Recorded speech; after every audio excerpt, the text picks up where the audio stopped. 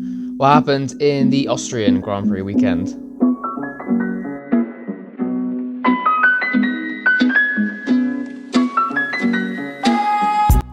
Hello everybody, welcome back to the podcast. We are here after just finishing the Austrian Grand Prix weekend. Very, very good weekend.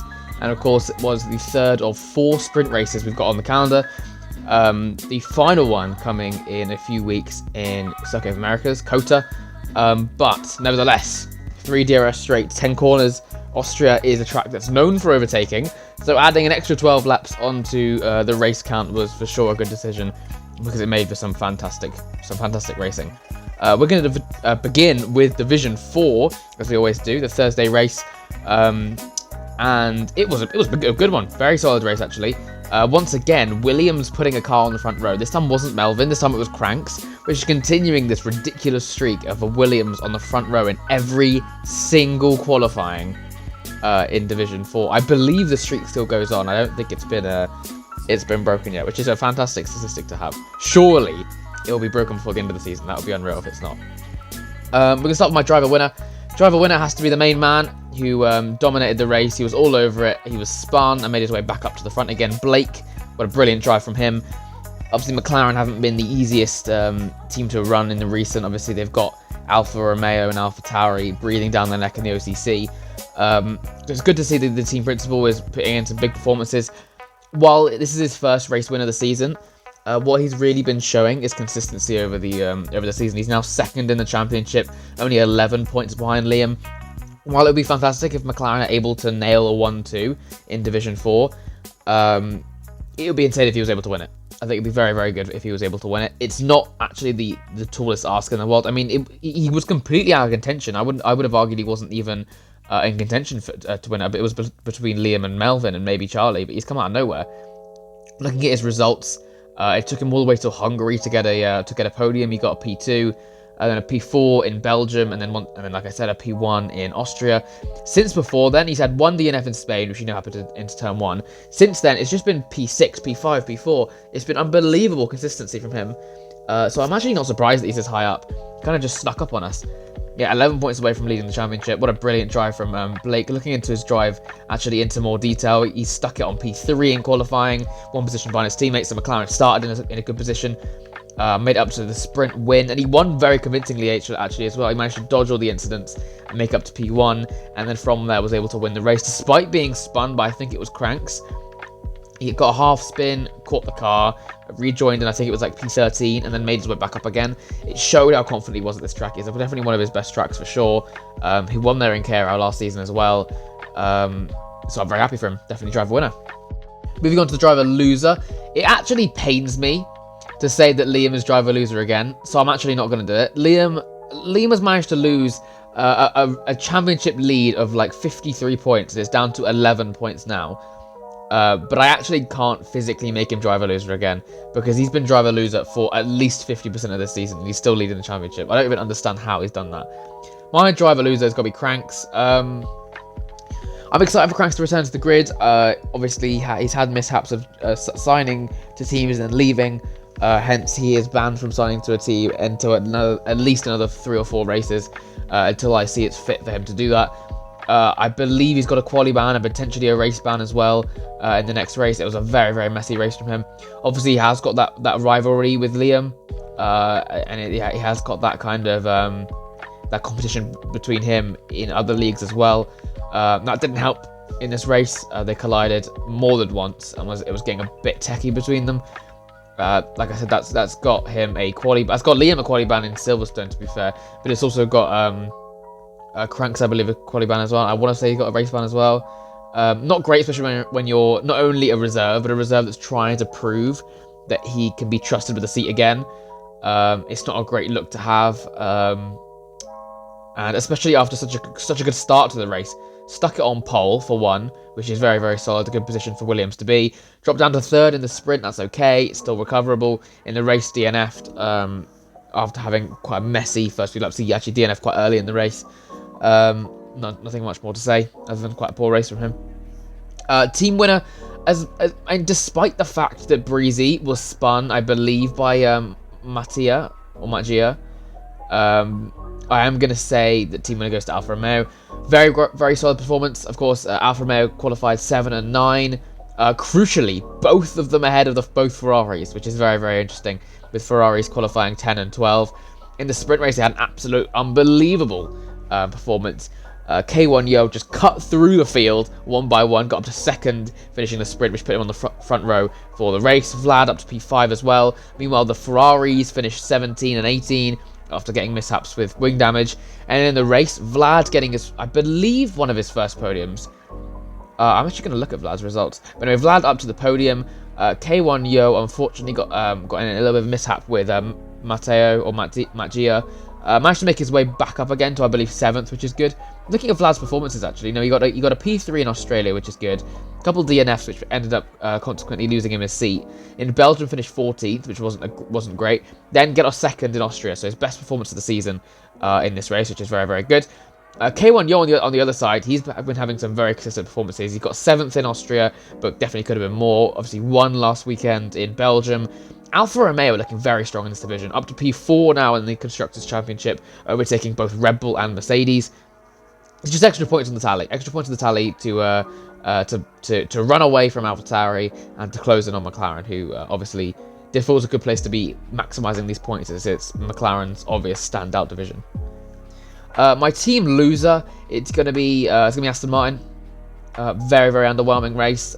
They ended up finishing the race in 15 and 17, especially after how good Cajun did in his home race last weekend in Belgium. It's unfortunate to see him like this. Qualifying wasn't that strong, qualified 11th and 18th. When Aston Martin are desperately trying to grab onto this fight for P5 in the OCC, they need to be performing better than this, especially when they've just been overtaken by Haas, who are performing across the board. It's going to be difficult if they want to get past maybe Red Bull or a Mercedes or a Williams. These kind of performances aren't going to get you there, unfortunately. In the sprint, they did end up scoring 2 points. Cajun finished in 9th. Walker finished down in 19th, so not so great. In the race, like I said, 15 and 17. So Walker did score that 1 point in the race, but all in all, never anywhere near the front. And it's unfortunate to see because Cajun did get some screen time. He was up there fighting with K1 Yo and some of those guys before pit stops, but it's unlucky that it ended up like this. There's pace in that car, there's pace in that team, and unfortunately they haven't unlocked it in this race. Right, moving on to Friday's race in Division 3, moving up a division, and I have to hold my hands up. I have to show my respect, because Mr. Skiz, for goodness sake, if you didn't know, Skiz did end up winning the Austrian Grand Prix. I ended up finishing 2nd after getting a 3-second penalty, which I desperately tried to remove, but I wasn't able to. He did end up winning, which is very fair. I mean, he did a very good job.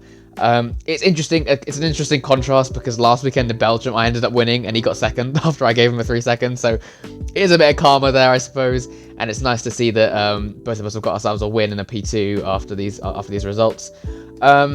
I have to hold my hands up. Very good driver. He's really come out of his shell. He's finding his better performances, especially in the last 2 races. Very exciting to have another guy up at the front of the field. Another guy, knocking on the door of me, Matt, MCL, Big B. There's some of these top drivers in the division. It's exciting to see. So I'm going to give him driver winner once again. Same 2 races in a row. Because it's very fair. He had a very well managed race, and he did win that very nicely. In terms of my driver loser, I am going to give it to a good friend of mine, Mr. Fetch.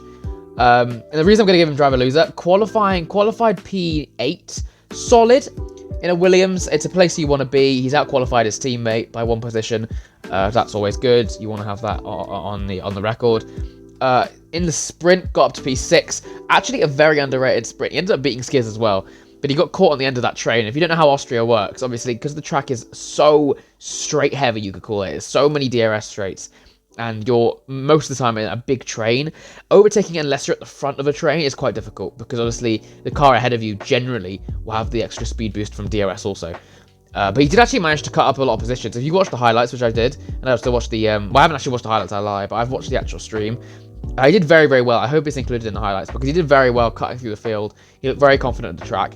And it's unfortunate because he ended up spinning and DNFing during the race. He scored no points from that after a very solid sprint. And I finished the sprint in 1st and he was in 6th. I won't lie. In my rear mirror, he probably would have been a problem for me during the race. Looking at his pace in the sprint, he looked very confident. So I'm always glad he DNF'd, because he would have been a problem. But yeah, unfortunate for Fetch. in his new team in Williams. There's so much hype about him, and the conversations about him and Ferrari next season. Obviously, there has been rumours he's heading to Ferrari next season to be my future teammate potentially, or to be replacing me. And there is a lot of potential in that in Fetch as a driver. Of course, we saw him in Mercedes and KRL. He was knocking on the door of Big B and of Cristella, two drivers who were very, very fast on their day.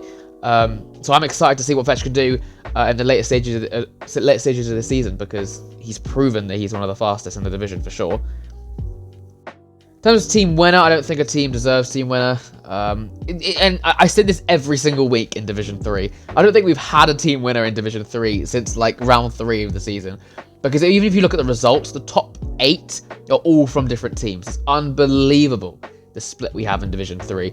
And it's fantastic because, I mean, you're always fighting someone else. There's always a different team. There's always a different colour. And it's exciting. I'm sure that Division 3 is a popular division for team principals to be watching, because if there's such a split, there's not a lot of teamwork. You're fighting on your own. You're fighting for yourself. And you've got a lot of colours at the front. Hopefully some big points for some of these teams. Team loser, though, I'm very tempted to say it's McLaren again, because they've just... Oh, my Lord. Double quali ban. So, Ozzy Jones and Firewire starting 14 and 15. First of all, how has Tom got himself a quali ban? Was his first race not Spain? When was Tom's first race? And how has he got a quali ban so early?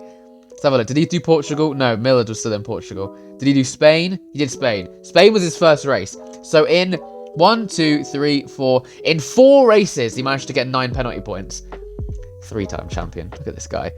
So Tom started 14th, and Firewire started 15th after also getting a quali ban. In the sprint, as far as I remember, they had a decent sprint. I remember they finished like 9 and 10. Yep, 9 and 10th. Solid, both of them in the points. Minimal points, but still points nonetheless.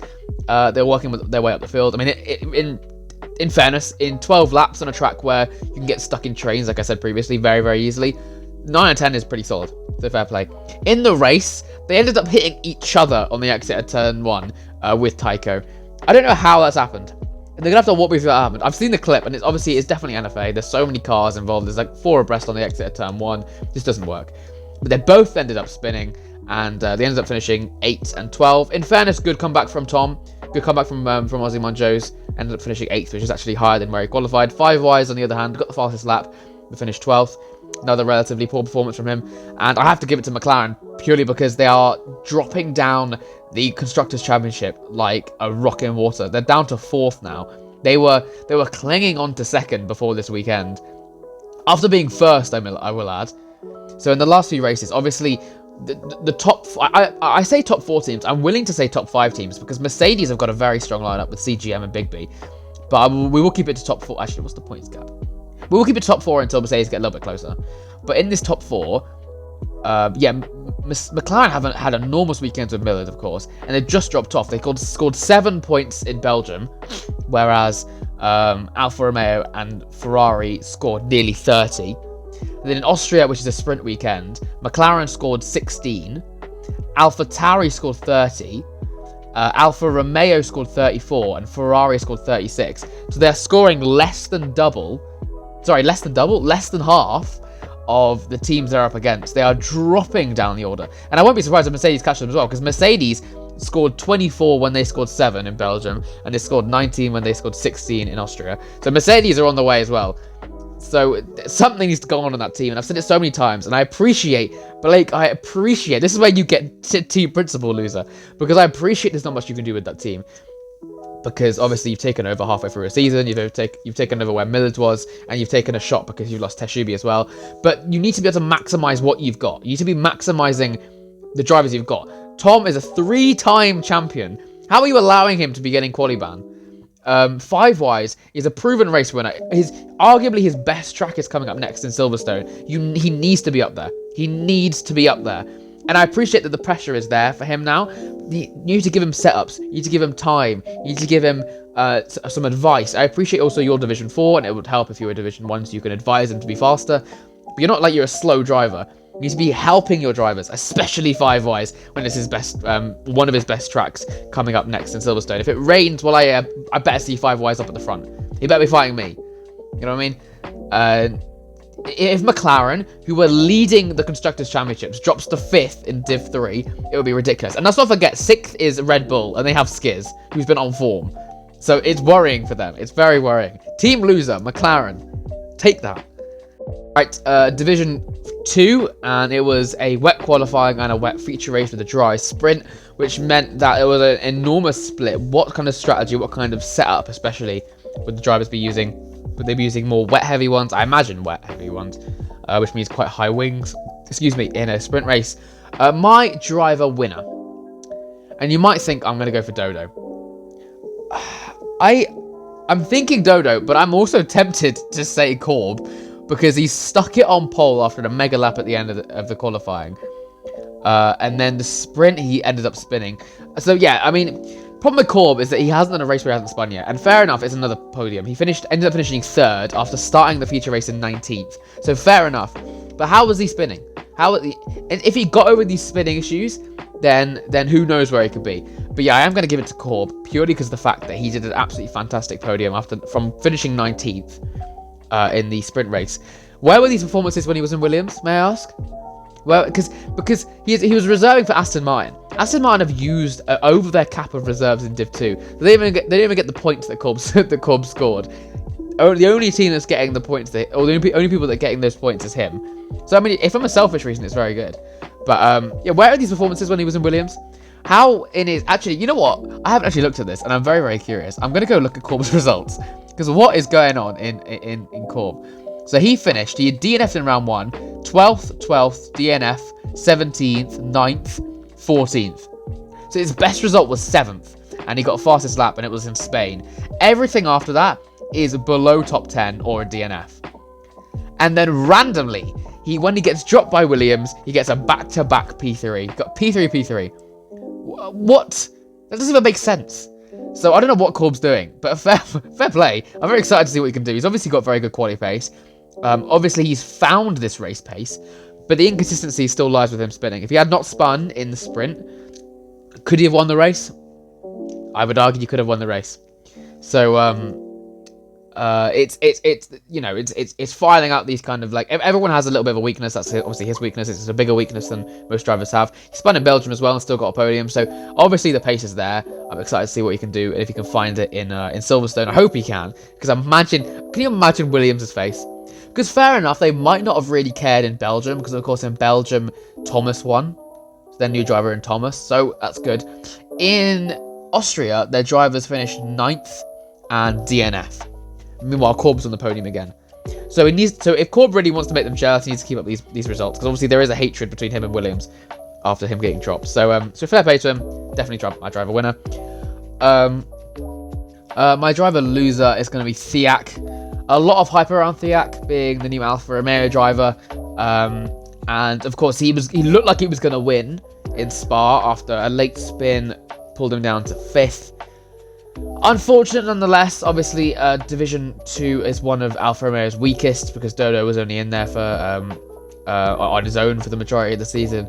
They are 4th now. They've just overtaken AlphaTauri, which is very key in fairness, after Boom Boy and Rosman had another relatively poor race, which we'll talk about in a minute, I'm sure. But yeah, many spins. Ended up getting 2 penalties for blue flags. Sorry, well, he got 1 penalty for blue flags, 1 penalty for killing someone, which I believe was a 10-second.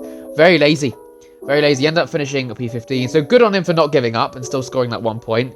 But realistically, where Alfa Romeo are right now, 1 point doesn't mean... Well, I mean, it means a lot in the grand scheme of things, because obviously every point counts. But what I'm saying is he needs to be scoring more than 1 point, especially when Dodo winning the race from 16th. Thiak was ahead of him, both in qualifying, out-qualified, and beat him in the sprint, and then still lost in the feature race by a big margin. So spinning, again, similar to Corb's issue, spinning definitely an issue for him, something that needs to be filed out if he really wants to be a big help in this kind of Alpha v Alpha battle. Moving on to my team winner. I'm not going to go into too much detail because it's a bit of a light team winner. I'm going to give it to Haas. But this is only based on because of their points. They got a 5th and a 7th. Very solid. Astrid coming through with a big result after finishing the sprint in 14th. So fair play to him. When did he qualify? So Haas qualified at 18 and 19 according to this, which is not great. I'm assuming quali bands. Epic got up to 3rd in the sprint, which is unreal. Asteroid in 14th. Then in the feature race, Epic dropped to 7th, and Asteroid went up to 5th. Very, very solid from both of them. And obviously, they're both good drivers, both very committed to the team. Haas are on this up, which we'll be talking about in Division 1 as well. I'll keep it short because obviously it wasn't necessarily teamwork. It was more just individual good races. Fair play. Good results. Very good points. My team leader is going to go to AlphaTauri. Not much more to say about that one. I mean, I don't know how. And if you watched the special edition episode I did in mid-season, you'll know I was genuinely hyped about this duo. Boomboy, who is an absolute rising star, who won in Hungary the final race before the mid-season break, and then Rosman, who was arguably the only driver at that point who was even bringing the fight to Casper. And they put them on a team together and said, right, you two need to beat Dodo. Dodo's on his own. He's got no teammate right now. Just beat Dodo. How on earth have they done so badly again? So, of course, they hit each other in Belgium, which is one. In qualifying, Boomboy 7th. Rosman had a quali ban, so that sucks. But yeah, Boomboy 7th, solid qualifying once again, as he generally is quite good at qualifying. Dropped to 11th in the sprint. That's unfortunate.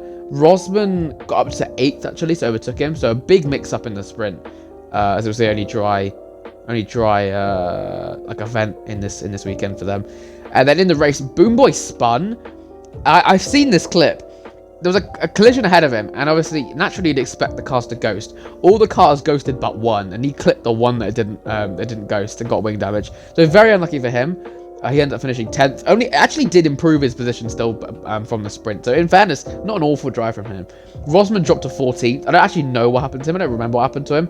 I don't know how it's happened again though. How has Rosman dropped back? I don't know what Jace is telling these two to be doing, or what the post-race conversation is. But how have they both again done so poorly? Boomboy, fair enough. That's unfortunate. That's not his fault. But Rosman, I feel like it was his fault. I feel like he spun or something. 14th. Very poor points, and not only is it losing them positions and time and points to Alfa Romeo, they've actually been overtaken by Alfa Romeo in that Constructors' Championship. They need to be picking it up. 6 points behind. That's definitely recoverable. I would argue still AlphaTauri have a stronger lineup in Div 2 than Alfa Romeo do. 100%. Rosman is Dodo's pace. Boomboy can floor Thiak if he concentrates, because Thiak doesn't and ends up spinning. They're still 100% savable. 100% savable. But Div 2 I thought was going to be their golden lineup, and it's just not worked out that way. Righty, we move on to Division 1, and the only race I commentated, the only race that I had the pleasure of commentating, unfortunately, but I will be back in the comments box for Division 1 next week, of course. Driver winner. There's a few people that I want to give it to. I'm actually tempted to give it to POR Oliver, actually. Despite finishing 3rd, he looks so confident. You know what? It's Reese or Oliver. You know, I'm gonna give it to Reese, but I'm gonna give it to both of them. Both of them get my recognition. Oliver looked very comfortable, so did Reese. Sat on full battery the entire race. Led the race with it very much confidence. Oliver would have finished 3rd if Jacob hadn't sent it down the inside of turn 3 for no reason. Yes, very good drive. Reese finally winning a race. It's very deserved. I'm very glad that he's ended up winning. AlphaTauri saving grace, the only man scoring points for them. I'm joking. I'm only joking.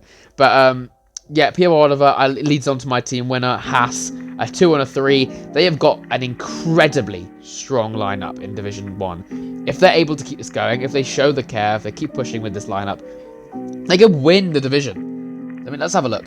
The difference is right now, obviously, Div 1 results haven't been done. All the other divisions have been, though. So I haven't got an accurate OCC. Because obviously I want to talk about that fight for P5, and unfortunately I can't. Pau is 3rd in the championship, Oliver's 9th. Obviously that's doing less races. Haas is 3rd in the Constructors. And they are, 15 points behind Alfa Romeo? I think they might have overtaken them after this race, actually, because Alfie was the only driver... oh no, Deep Cave was driving, sorry. But Alfie did very well, finished P4. Solid. What a great front fight. I really advise you guys to go and watch the highlights of that video. Of that race, because it was unreal. But yeah, Haas, team winner, very solid performance. Team loser, I'm going to give to... Well, I haven't done driver loser, have I? Driver loser, I'm going to give to Stoned Hunter, because very, very petty, very silly. He, as far as I know, from a bit of inside knowledge for you, everybody, because we do love a bit of inside knowledge, Stone Hunter reserved for Ferrari for the 2nd time after getting very unlucky in Belgium and getting taken out. This race, he spun himself, twice. Well, one of them he got hit, one of them he spun himself. Then he retired in the pits, rage quit the league, and sent a video to Raven saying that he feels like this race is wreckfest and blocked him. Very petty, considering I watched him spin himself. I don't know who he's complaining about. But I'm pretty sure, as far as I remember, especially Mighty King, I think it was Mighty King, he was pretty happy he left, sending a little bit of a mean emoji, sending a simple, easy middle finger when he left the league. Fair enough. I mean, he ends up causing an incident, it seemed, with Mighty King and spinning himself, and if he wants to go and quit the league due to his own doing, I mean, I appreciate fair enough, he might have been taken out. But as I always say, and as Raven always says, every incident is always a little bit your fault. You could have positioned yourself a little bit differently. You could have been more aware. And you could have been straight-lined, fair enough. You know, you have to overview the entire situation. He obviously hasn't got the mindset to be able to do that. He just saw it as, woe is me, and quit the league. But fair enough. Hey, it's not for everyone. It's what it is. My team loser is going to be Mercedes. Mick, I don't know how he dropped that down so far, but I do remember he pushed a couple people off track and gained the position. That would have gotten him penalties anyway, but I think he might have got away with it because he felt so far back that no one needs to report him. Jacob cost Oliver P2 and maybe the win. I don't think Powell's exit at turn 3 was ever going to be good enough to catch Reese. Oliver's maybe. Oliver could have potentially caught Reese with the DRS on the last lap. Yeah, Jacob sent it down the inside of turn 3 for no reason, even though he had a penalty. Spinning Oliver, he caught it on a half spin, and Powell got through. So, I mean, just a bit petty, silly, and he ended up pitting for wet tyres and finishing the race on his own in P15. Yeah, just unlucky. I mean, he was my favourite to win. I know Jacob from other leagues, so I mean, I thought he would be... well, he was up at the front, but I thought he'd be a bit more confident out there. A very unfortunate race, but bit of a silly mistake, bit of a silly dive there. Alright, thank you very much, everyone, for joining me. A bit of I say a short episode. It was a bit more of a simple episode. It's a little bit easier when I have the Div 1 results done. Looking at the OCC though, if I imagine including Haas's points, they might actually be P5. I think, yeah, they will overtake Mercedes. So Haas on an absolute fire, shooting up the order after being 9th only a few weeks ago. The battle for P5 is heating up well, I don't know what the gaps are. I can't say the gaps, can I? But Mercedes, Red Bull, Williams, Haas, Aston Martin clinging onto the back of it. It's going to be very, very exciting. All the while, the battle for P2. It was the battle for P3. It's now the battle for P2. I can't believe the McLaren has been involved in this. How have they dropped back so far? They're now 200 plus points away from Ferrari, and Alfa Romeo and AlphaTauri knocking on the door. I cannot wait to see what happens in Silverstone, because this is going to be a big decider. This is when the clocks have been waiting. The clocks have been ticking, waiting for the moment to happen where the movements of the OCC start to happen. They're going to happen in Silverstone. I cannot wait as well for Thursday, because it's my first Div 4 commentary. I've been waiting to do Div 4 for such a long time, and I'm so happy. I'm so excited to be commentating Blake, Liam, Melvin, Vlad, Dan. There's so many names in that division. I can't wait to be screaming down the mic. So please, I beg, join on Thursday, because I cannot wait. I'm counting down the hours so I can commentate Div 4. I'll be with Asteroid once again, one of my favourite co-commentators. But the chaos is not over yet. Of course, I always say it. Next weekend, we're going to have all the Silverstone races. All 7 p.m, of course, Thursday, Friday, Saturday, Sunday, gradually getting faster and faster as the divisions go up and up. We've got this podcast of cool, we've got the highlights of the last weekend. If you want anything you want to catch up on, there were some banging races, and I hope to see you all very soon.